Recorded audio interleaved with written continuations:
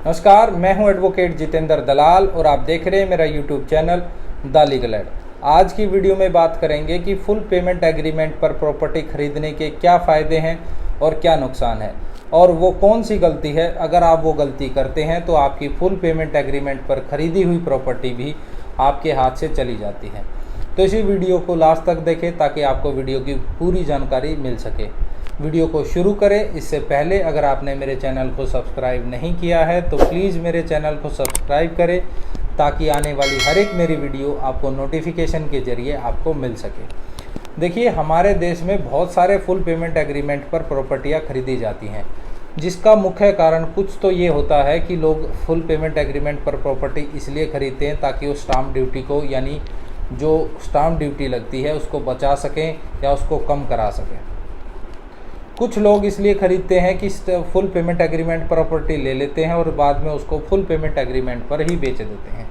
हमारे देश में बहुत सारी ऐसी प्रॉपर्टियां होती हैं जो कम से कम 10, 15, 20 बार ही फुल पेमेंट एग्रीमेंट पर बिकती हैं। एक आदमी ने दूसरे के नाम एग्रीमेंट कर दिया, दूसरे ने तीसरे के नाम, तीसरे ने चौथे, ऐसे ऐसे करके वो 10-15 व्यक्तियों के नाम प्रॉपर्टी बिकती चली जाती है। अब यहाँ पर अगर मैं समस्याओं की बात करूँ तो अगर एक आदमी ने आज फुल पेमेंट के लिए एग्रीमेंट के लिए प्रॉपर्टी खरीदी है और उसके बाद दूसरे व्यक्ति को उसने बेच दी है तो वहाँ तक तो ठीक है। अगर आज आपने फुल पेमेंट के थ्रू खरीद ली एग्रीमेंट करके और कल आप उसको नाम कराना चाहते हैं तो कोई प्रॉब्लम नहीं है।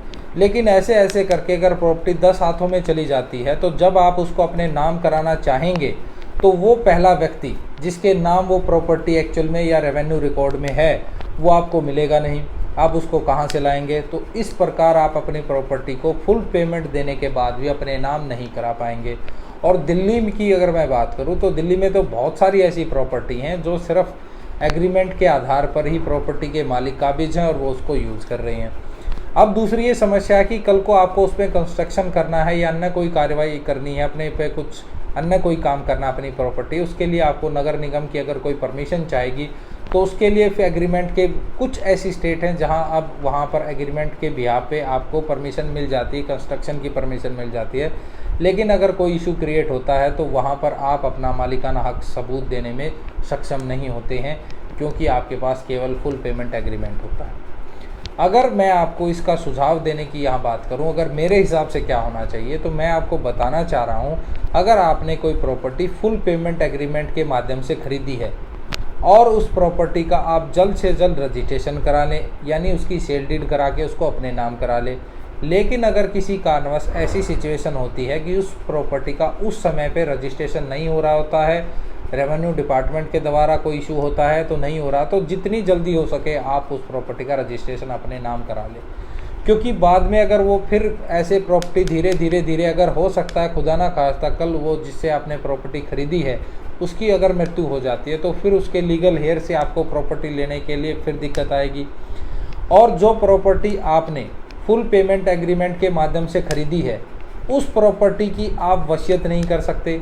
अगर करेंगे तो ये ज़रूरी नहीं है कि माननीय कोर्ट के द्वारा उस विल को पूर्ण रूप से माना जाए।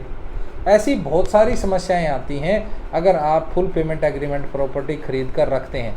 अगर आपको प्रॉपर्टी अगर आपने आज खरीदी है, कुछ समस्याएं ऐसी होती है कि आपने जिनके नाम करानी होती है वो व्यक्ति आज उपलब्ध नहीं है या कुछ समय के लिए उपलब्ध नहीं है, तो उस कंडीशन में आप प्रॉपर्टी को फुल पेमेंट एग्रीमेंट पर खरीद सकते हैं।